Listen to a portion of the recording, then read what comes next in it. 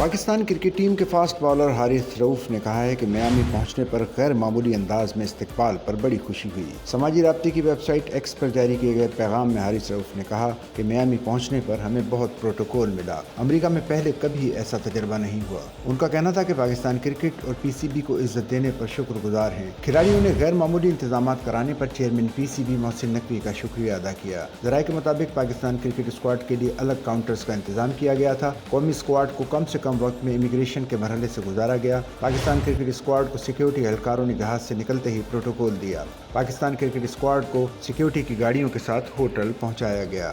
Sachal news net work کی videos میں خوش آمدید۔ ناظرین، ویڈیو سے متعلق اپنی قیمتی رائے کا اظہار کمنٹ باکس میں ضرور کریں اور چینل کو سبسکرائب کریں۔